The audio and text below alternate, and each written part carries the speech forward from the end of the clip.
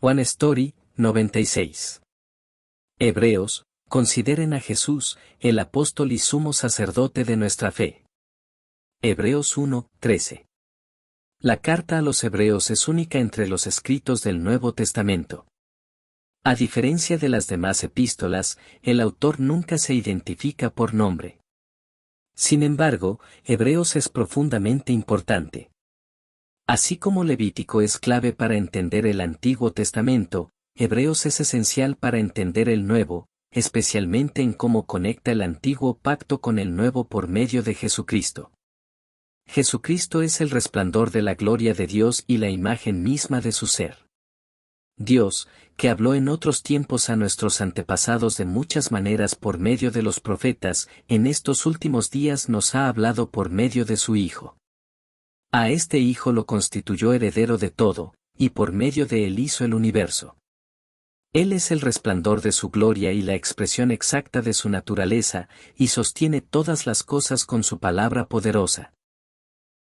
Después de llevar a cabo la purificación de los pecados, se sentó a la derecha de la majestad en las alturas. A este Hijo, Dios le dice: Tú eres mi Hijo, hoy te he engendrado, y también, yo seré su Padre, y él será mi Hijo. Y al introducir al primogénito en el mundo, dice: Adórenlo todos los ángeles de Dios. Toda la creación se desgastará como una prenda, pero Jesús permanece para siempre. Sus años no tienen fin. Los ángeles son espíritus enviados para servir a los que han de heredar la salvación, pero al Hijo, Dios le dice: Siéntate a mi derecha hasta que ponga a tus enemigos por estrado de tus pies. Porque él mismo sufrió siendo tentado, puede socorrer a los que son tentados.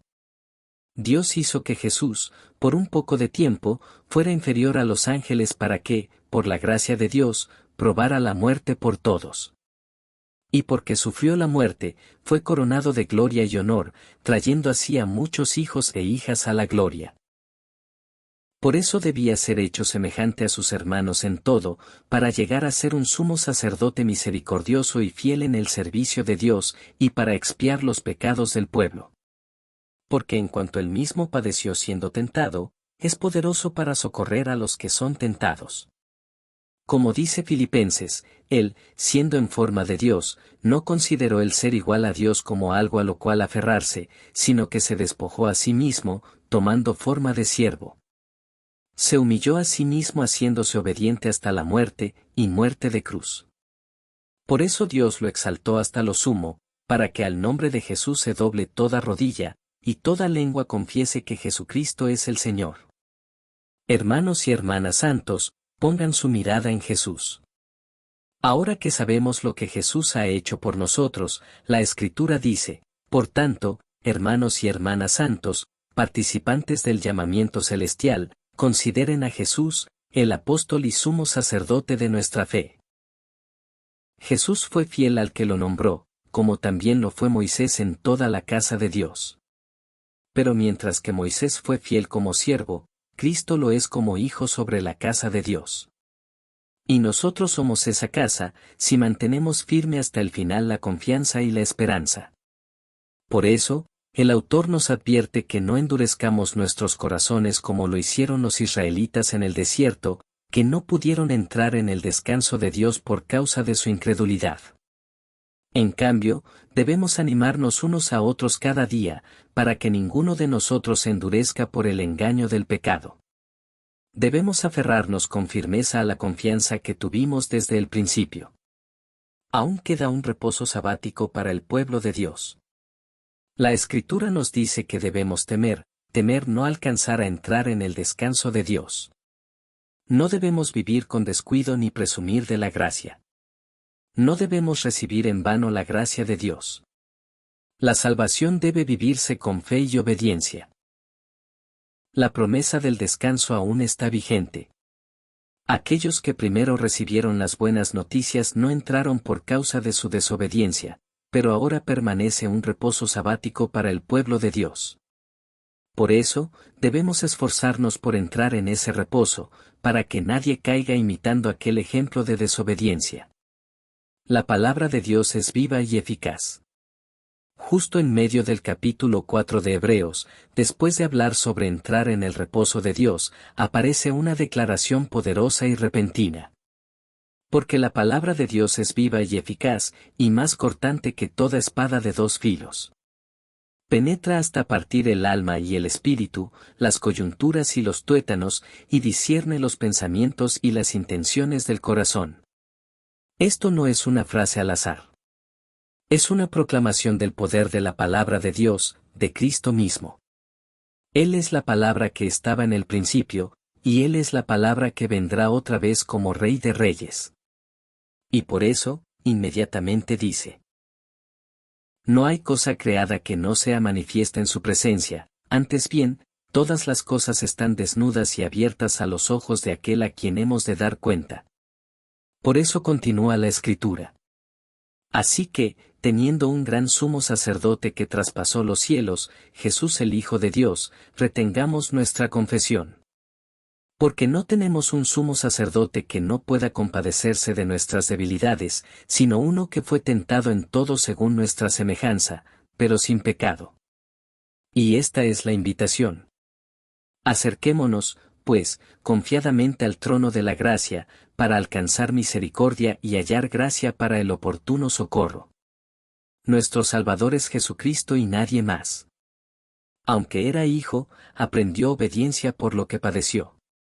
Los sumos sacerdotes del pueblo eran designados para actuar en favor de los hombres en lo relacionado con Dios.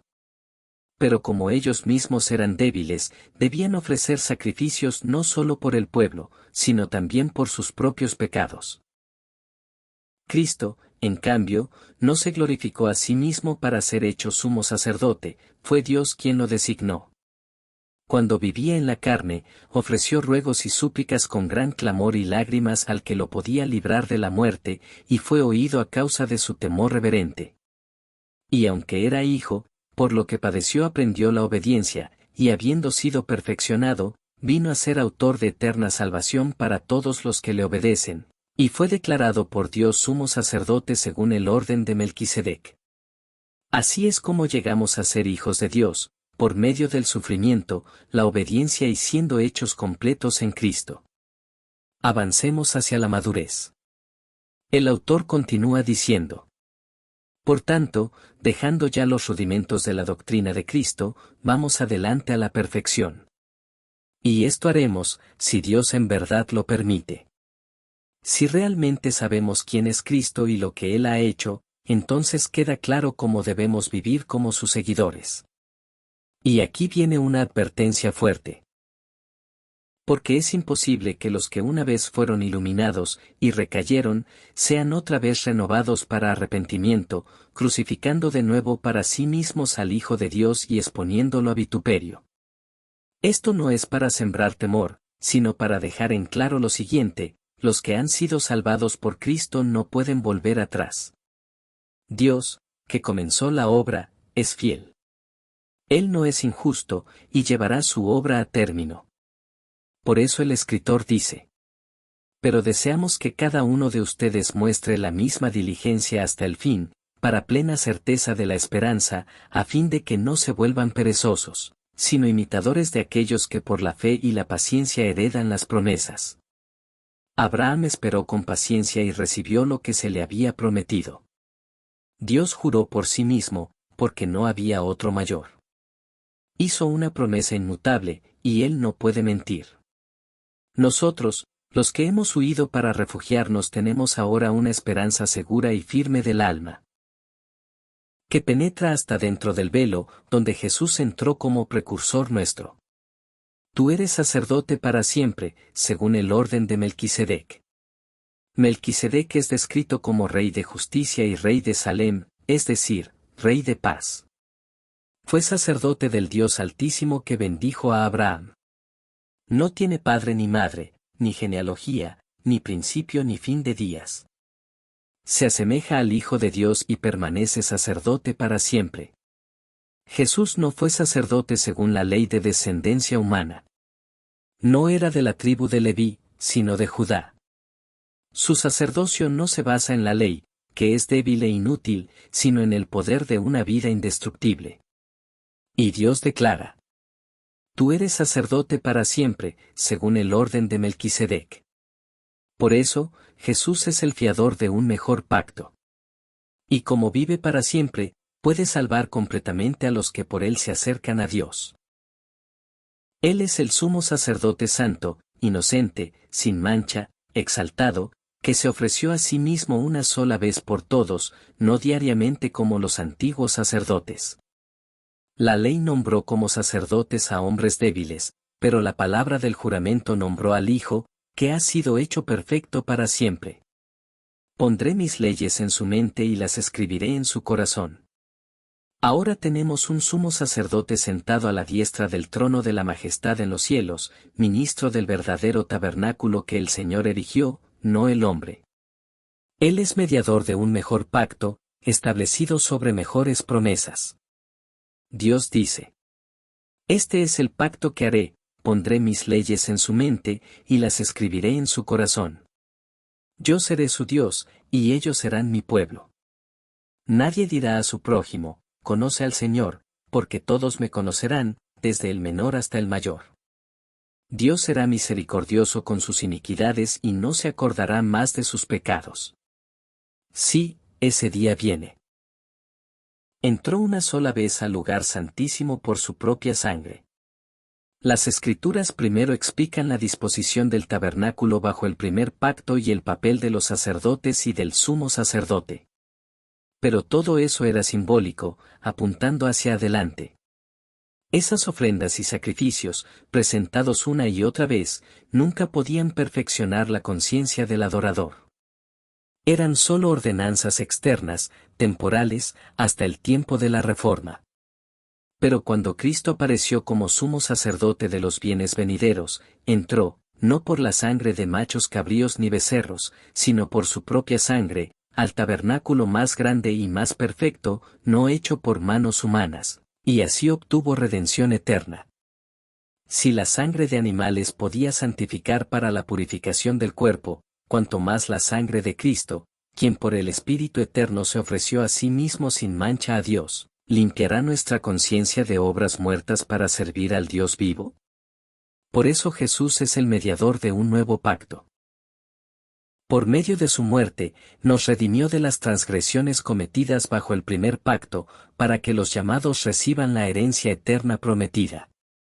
Así como un testamento entra en vigor solo después de la muerte del testador, también el primer pacto fue inaugurado con sangre.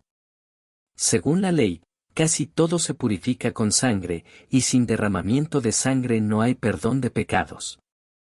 Pero Jesús no entró en un santuario hecho por manos humanas, una copia del verdadero. Entró en el cielo mismo, ahora para presentarse delante de Dios en nuestro favor. Se ofreció una sola vez, para llevar los pecados de muchos. Y aparecerá por segunda vez, no para cargar con el pecado, sino para salvar a los que lo esperan con ansias. Pondré mis leyes en su corazón y las escribiré en su mente. La ley era solo una sombra de los bienes venideros, no la imagen misma de las cosas. Por eso, los sacrificios que se ofrecían cada año no podían hacer perfectos a los que se acercaban. Jesús vino y dijo: Sacrificio y ofrenda no quisiste, pero me preparaste un cuerpo. He aquí que vengo, oh Dios, para hacer tu voluntad. Y por esa voluntad, hemos sido santificados mediante la ofrenda del cuerpo de Jesucristo hecha una vez y para siempre. Todo sacerdote está de pie cada día ministrando y ofreciendo muchas veces los mismos sacrificios, que nunca pueden quitar los pecados. Pero Cristo, habiendo ofrecido un solo sacrificio por los pecados para siempre, se sentó a la diestra de Dios, esperando hasta que sus enemigos sean puestos por estrado de sus pies. Y con una sola ofrenda, hizo perfectos para siempre a los que están siendo santificados. El Espíritu Santo también nos da testimonio. Este es el pacto que haré con ellos después de aquellos días. Pondré mis leyes en sus corazones, y en sus mentes las escribiré. Y nunca más me acordaré de sus pecados ni de sus iniquidades. Donde hay perdón de estos, ya no hay más ofrenda por el pecado. Así que ahora, por la sangre de Jesús, tenemos plena confianza para entrar al lugar santísimo. Este camino nuevo y vivo fue abierto para nosotros a través del velo, es decir, de su carne. Nosotros no somos de los que retroceden para perdición. Ahora, la palabra nos llama a vivir conforme a la fe que confesamos.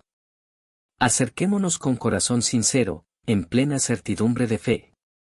Mantengamos firme, sin fluctuar, la profesión de nuestra esperanza. Considerémonos unos a otros para estimularnos al amor y a las buenas obras, no dejando de congregarnos, sino exhortándonos, y tanto más, cuanto vean que aquel día se acerca. Y luego viene una advertencia. Si pecamos voluntariamente después de haber recibido el conocimiento de la verdad, ya no queda sacrificio por los pecados. Solo queda una horrenda expectación de juicio. ¿Cuánto mayor castigo piensan que merecerá el que pisoteó al Hijo de Dios, y ultrajó al Espíritu de gracia? Recordamos cómo soportamos una gran lucha de sufrimientos después de recibir la luz. Así que no desechen su confianza, tiene gran recompensa. Necesitan paciencia, para que después de haber hecho la voluntad de Dios, reciban lo prometido. Porque aún un poco, y el que ha de venir vendrá y no tardará, pero el justo vivirá por la fe. Y esto es lo que somos. No somos de los que retroceden para perdición, sino de los que tienen fe para preservación del alma. La fe es la certeza de lo que se espera. Ahora, la Escritura nos muestra cómo es esta fe. La fe es la certeza de lo que se espera, la convicción de lo que no se ve. Y sin fe es imposible agradar a Dios. El autor de Hebreos nos lleva por las vidas de los fieles, Abel, Enoc, Noé, Abraham, Isaac, Jacob, José, Moisés y muchos más. Estas fueron personas que vivieron como extranjeros y peregrinos en la tierra. Anhelaban una patria mejor, la celestial, y Dios no se avergüenza de ser llamado su Dios, porque les ha preparado una ciudad. Por la fe conquistaron reinos, impartieron justicia, alcanzaron promesas, cerraron bocas de leones, apagaron fuegos impetuosos, fueron hechos fuertes en su debilidad, recibieron muertos resucitados. Otros fueron torturados, burlados, encarcelados, apedreados, aserrados, muertos a espada, anduvieron errantes por desiertos y montes, por cuevas y cavernas. Y la Escritura dice, el mundo no era digno de ellos. Pongamos los ojos en Jesús, el autor y consumador de nuestra fe. Ahora la Escritura llama a todo creyente a esto, pongamos los ojos en Jesús, el autor y consumador de la fe. Así como tantos testigos de la fe corrieron esta carrera antes que nosotros, Jesús mismo soportó la cruz, menospreciando su vergüenza, por el gozo puesto delante de él. Por eso debemos considerar a aquel que soportó tal contradicción de parte de los pecadores, y no desanimarnos ni desmayar. Debemos resistir el pecado, hasta llegar a derramar nuestra sangre. Y cuando somos disciplinados por Dios, no debemos tomarlo a la ligera ni desalentarnos, porque el Señor al que ama disciplina, y azota a todo el que recibe por hijo. Como dice la palabra, es verdad que ninguna disciplina al presente parece ser causa de gozo, sino de tristeza, pero después da fruto apacible de justicia a los que en ella han sido ejercitados. Así que somos llamados a seguir la paz con todos y la santidad, sin la cual nadie verá al Señor. Debemos aferrarnos a la gracia de Dios, evitar la amargura y la impureza, y se nos advierte no ser impíos como Esaú, que vendió su primogenitura por un solo plato de comida. El pueblo de Dios no debe rechazar al que habla. Porque no hemos llegado a un monte que arde en fuego, sino al monte de Sión, la Jerusalén celestial, la ciudad del Dios vivo, a la congregación de los primogénitos, a Dios el juez de todos, y a Jesús, el mediador del nuevo pacto. Así que la palabra proclama. Así que, recibiendo nosotros un reino inconmovible, tengamos gratitud, y mediante ella sirvamos a Dios agradándole con temor y reverencia, porque nuestro Dios es fuego consumidor. Jesucristo es el mismo ayer, hoy y por los siglos. La Escritura continúa exhortándonos a amarnos unos a otros, a mostrar hospitalidad a los desconocidos, a acordarnos de los presos, a honrar el matrimonio, y a vivir libres del amor al dinero, aprendiendo a estar contentos con lo que tenemos. Porque Dios ha dicho, no te dejaré ni te desampararé, y así podemos decir con confianza, el Señor es mi ayudador, no temeré, ¿qué puede hacerme el hombre? Se nos recuerda que debemos acordarnos de nuestros líderes, los que nos hablaron la palabra de Dios, e imitar su fe, porque Jesucristo es el mismo ayer, hoy y por los siglos. No debemos dejarnos llevar por enseñanzas extrañas. Más bien, el corazón debe ser fortalecido por la gracia. Salgamos, pues, a él fuera del campamento, llevando su afrenta. Jesús también padeció fuera de la puerta de la ciudad para santificar al pueblo con su propia sangre. Salgamos, pues, a él, fuera del campamento, llevando su afrenta. Porque aquí no tenemos una ciudad permanente, sino que buscamos la ciudad venidera. Así que, por medio de Jesús, ofrezcamos siempre a Dios sacrificio de alabanza, es decir, fruto de labios que confiesan su nombre. También somos llamados a hacer el bien, a compartir con los demás, y a obedecer a nuestros pastores, porque ellos velan por nuestras almas como quienes han de dar cuenta. Que lo hagan con alegría, y no quejándose. Y finalmente, la palabra nos bendice con estas palabras. Y el Dios de paz, que resucitó de los muertos a nuestro Señor Jesucristo, el gran pastor de las ovejas, por la sangre del pacto eterno, los haga aptos en toda obra buena para que hagan su voluntad, haciendo Él en ustedes lo que es agradable delante de Él, por medio de Jesucristo, a quien sea la gloria por los siglos de los siglos. Amén.